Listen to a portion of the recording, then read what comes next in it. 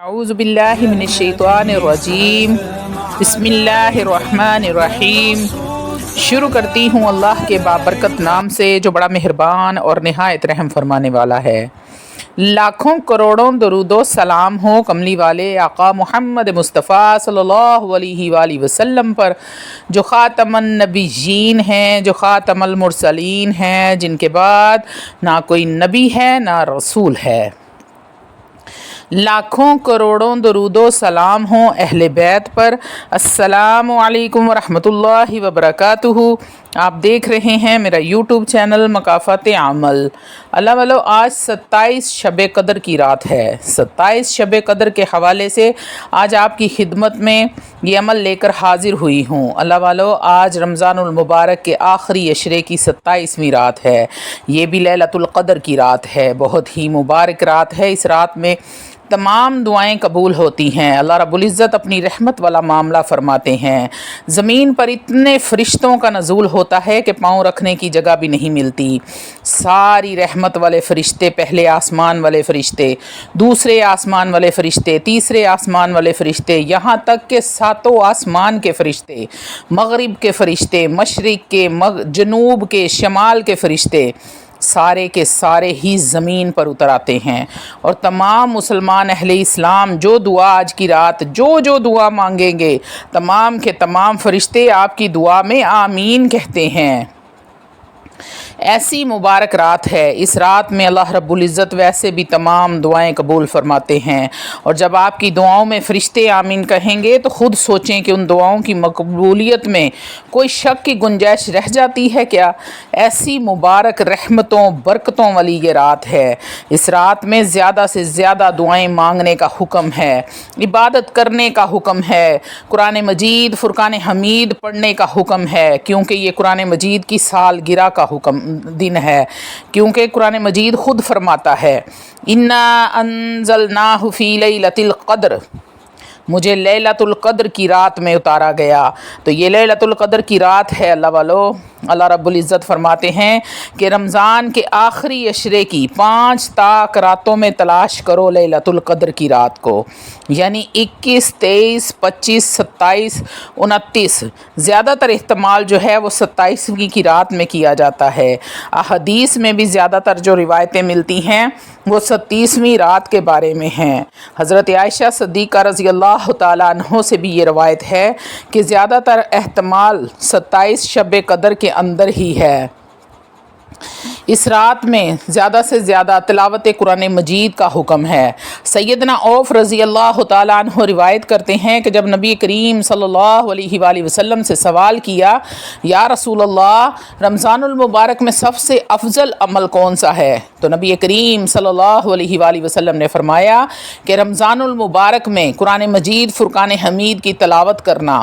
جس نے رمضان المبارک میں ایک آیت مبارکہ کی تلاوت کی، اللہ رب العزت اس کو ایک غلام آزاد کرنے کا ثواب عطا فرمائیں گے۔ سبحان اللہ۔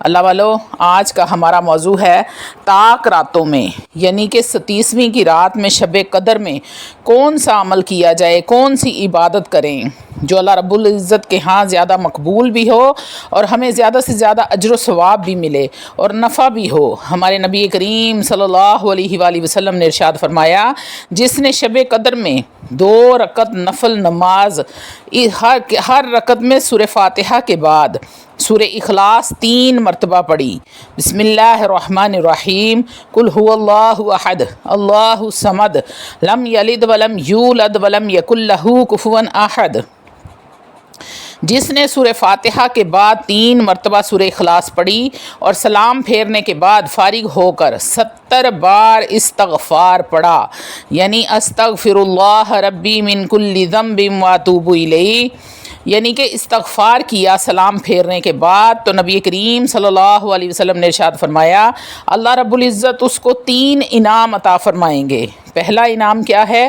اللہ رب العزت اس کے اور اس کے والدین کے گناہوں کو معاف فرما دیں گے، اور دوسرا انعام یہ ہے کہ اللہ رب العزت فرشتوں کو حکم دیں گے کہ اس شخص کے لیے جس نے یہ 2 رکعت نفل نماز ادا کی ہیں، اس کے لیے جنت میں نہریں کھودو اور درخت لگاؤ جنت کے اندر، اور اس کی جنت کو مزید خوبصورت بناؤ۔ یہ ہو گیا دوسرا کام۔ تیسرا انعام نبی کریم صلی اللہ علیہ وسلم نے ارشاد فرمایا کہ جو شخص 2 رکعت نفل نماز شب قدر میں پڑھے گا، جب تک وہ مرے گا نہیں، جب تک جنت میں اپنا ٹھکانہ نہ دیکھ لے گا، جنت میں اس کو جو مقام اللہ رب العزت نے دینا ہے وہ دیکھ نہیں لیتا، تب تک اس کو موت نہیں آئے گی۔ اللہ والو، اتنے آسان اور صرف 2 رکعت نفل نماز کا اتنا اجر و ثواب ہے۔ 2 رکعت نفل نماز سورہ فاتحہ کے بعد 3 مرتبہ سورہ اخلاص پڑھنے کے بدلے میں 3 انعام اللہ رب العزت آپ کو عطا فرمائیں گے۔ اور اللہ والو، آپ نے کتنا اور ثواب لینا ہے؟ 2 رکعت نفل نماز پڑھ لیے، اگر اللہ نے ہمت دی ہے تو 4 پڑھو، 6 پڑھو، 10 پڑھو، 20 پڑھو، 50 پڑھو، 100 نفل پڑھو، یہ آپ کے اوپر ہے۔ پڑھتے جاؤ اور اپنا مقام بلند کرواتے جاؤ، پڑھتے جاؤ اور جنت کماتے جاؤ۔ اس کے بعد بھی نبی کریم صلی اللہ علیہ وآلہ وسلم نے ارشاد فرمایا، جس نے شب قدر میں قرآن مجید فرقان حمید کی تلاوت کی، جس نے 1 آیت قرآن مجید کی پڑھی، بقیہ راتوں کے مقابلے میں پورا قرآن مجید پڑھنے سے بھی زیادہ اللہ رب العزت کو وہ آپ کی 1 آیت محبوب ہے جو آپ نے شب قدر کی رات میں پڑھی ہے۔ ہمیں اس حدیث پاک سے کیا سبق مل رہا ہے؟ ہم نے نوافل کثرت کے ساتھ پڑھنے ہیں۔ ہر رکعت میں 3 بار سورہ اخلاص پڑھنی ہے اور باقی وقت میں قرآن مجید فرقان حمید کی تلاوت کرنی ہے۔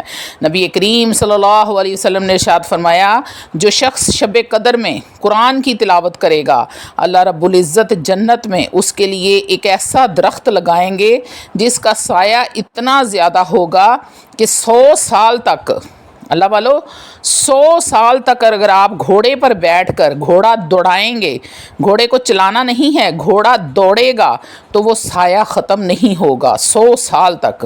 تو اللہ والو، جس جنت کے اندر ایک درخت اتنا بڑا ہوگا کہ 100 سال گھوڑا دوڑانے سے بھی اس کا سایہ ختم نہیں ہوگا، تو سوچیں کہ وہ جنت کتنی بڑی ہوگی۔ اب 2 باتیں آپ کو سمجھ آ گئیں۔ پہلا کام کیا کرنا ہے؟ نوافل کثرت کے ساتھ پڑھنے ہیں، جتنی اللہ توفیق دے۔ اس کے بعد قرآن مجید فرقان حمید کی تلاوت کرنی ہے، جتنی اللہ توفیق دے۔ دوسری بات، نبی کریم صلی اللہ علیہ وسلم نے ارشاد فرمائی، جب شب قدر کی رات قرآن مجید کی 1 آیت کوئی بندہ تلاوت کرے گا، اللہ رب العزت اس کے سر پر سونے کا تاج سجا دیں گے۔ اب یہ آپ کے اوپر ہے کہ کتنے تاج لینے ہیں۔ اللہ رب العزت سے اتنی قرآن کی تلاوت کر لو۔ اور دوسری بات، نبی کریم صلی اللہ علیہ وسلم نے ارشاد فرمائی، جس نے شب قدر کی رات میں 2 رکعت نفل ادا کیے، اللہ رب العزت جنت میں اس کے درجات بلند فرماتے جائیں گے۔ اور تیسری بات، نبی کریم صلی اللہ علیہ وآلہ وسلم نے ارشاد فرمائی، جس شخص نے شب قدر کی رات میں تسبیح کی، تسبیح سے مراد سبحان اللہ والحمد للہ ولا الہ الا اللہ واللہ اکبر، یعنی سبحان اللہ والحمد للہ ولا الہ الا اللہ واللہ اکبر، یعنی تسبیح جس نے کی، اللہ رب العزت اس کے مقام بڑھاتا جائے گا، جنت میں اس کے لیے ایک محل بنا دے گا۔ اب یہ آپ پر ہے کہ آپ نے کیا لینا ہے اللہ رب العزت سے۔ اللہ والو، یہ 3 اعمال ہیں اور 3 ہی فضائل ہیں، میں نے مختصر کر کے آپ کو بتا دیے ہیں، اس کے علاوہ ہم نے کوئی اور اعمال نہیں کرنے۔ اللہ والو، اگر آپ کسی بھی 1 طاق رات میں، 5 طاق راتوں میں سے کسی 1 طاق رات میں بھی یہ 2 نفل ادا کر لیتے ہیں، سورہ فاتحہ کے بعد 3 مرتبہ سورہ اخلاص کے ساتھ، اس کے بدلے کیا ملے گا؟ یہ سنیں اللہ والو، بنی اسرائیل کے اندر ایک عابد تھے، اس نے 300 سال اللہ رب العزت کی عبادت کی۔ کتنے سال؟ 300 سال۔ اللہ رب العزت کو اس کی عبادت اتنی پسند آئی کہ اللہ رب العزت نے اس کے حجرے کے سامنے ایک کھجور کا درخت لگا دیا۔ جب اسے بھوک ہوتی تو وہ تازہ کھجوریں توڑتا اور کھا لیتا، اور اللہ رب العزت نے وہاں ایک چشمہ بھی نکال دیا، جب پیاس لگتی تو پانی پی لیتا، اپنی دوسری ضرورتوں کے لیے پانی استعمال کر لیتا۔ جب اس نے 300 سال عبادت کی اور اللہ رب العزت نے اس کے سامنے کھجور کا درخت لگا دیا تاکہ تجھے حاجت کے لیے باہر نہ جانا پڑے، پانی کا بھی انتظام کر دیا، اب اس عابد کو یہ گمان ہونے لگا کہ اللہ رب العزت مجھ پر وحی اتاریں گے کہ میں اللہ کے اتنا قریب ہو گیا ہوں کہ اللہ رب العزت مجھ پر وحی نازل کریں گے، مجھے نبوت سے سرفراز فرمائیں گے۔ لیکن جب اس کے سامنے درخت اگا دیا گیا تو وہ مطمئن ہو گیا، تو اللہ نے آواز دی کہ جو رب کے علاوہ کسی اور بات پر مطمئن ہوتا ہے، یعنی کہ کسی اور اسباب پر یا پھر مخلوق کے اوپر مطمئن ہو جاتا ہے، تو اس کے اوپر وحی کبھی نہیں آتی۔ تو اس نے اپنے رب سے پوچھا، یا اللہ میں کس بات پر مطمئن ہو گیا ہوں؟ تو اللہ رب العزت نے فرمایا، ہم نے ایک کھجور کا درخت اگایا اور پانی کا ایک چشمہ لگایا، تم تو اسی پر راضی ہو گئے ہو، تیری تو نگاہ مجھ سے ہٹ کر اس کے اوپر چلی گئی ہے۔ تو اس عابد کو بڑا ملال ہوا، اس نے کھجور کے درخت کو کاٹ دیا اور عبادت میں مصروف ہو گیا۔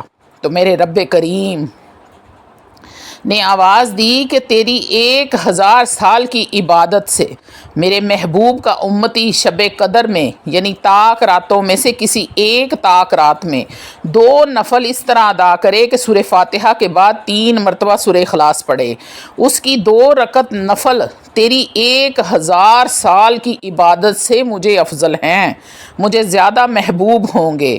اللہ والو، 1 2 یا 4 مہینے کی نہیں یا سال کی نہیں، 1000 سال کی عبادت سے اللہ رب العزت نے فرمایا کہ مجھے اپنے محبوب کی امت کے 2 نفل تجھ سے زیادہ محبوب ہیں۔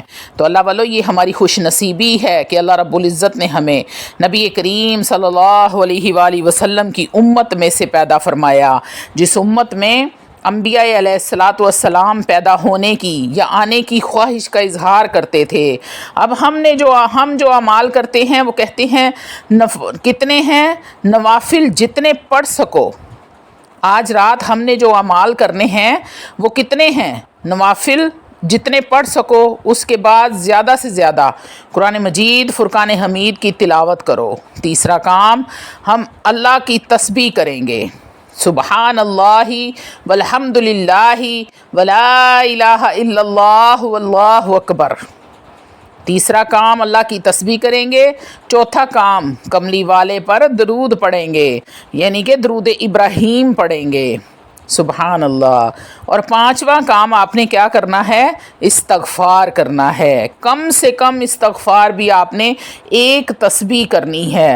اللہ والو، استغفار کرنا ہے، استغفر اللہ ربی من کل ذنب واتوب الیہ، استغفر اللہ ربی من کل ذنب واتوب الیہ۔ اگر آپ کو یہ استغفار زبانی نہیں یاد تو آپ اپنے رب سے صرف اتنا بھی کہہ دیں تو کافی ہے، استغفر اللہ استغفر اللہ استغفر اللہ۔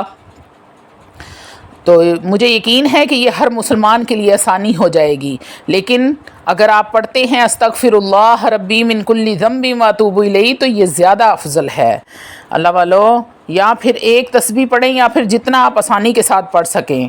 یہ وہ 5 اعمال ہیں جو میں نے بتا دیے ہیں، اب کتنے کرنے ہیں، کیسے کرنے ہیں، یہ آپ جانیں یا آپ کا کام جانیں۔ اللہ رب العزت ہم سب کو اس عبادت کی توفیق عطا فرمائے، آمین یا رب العالمین۔ وآخر دعوانا الحمد للہ رب العالمین۔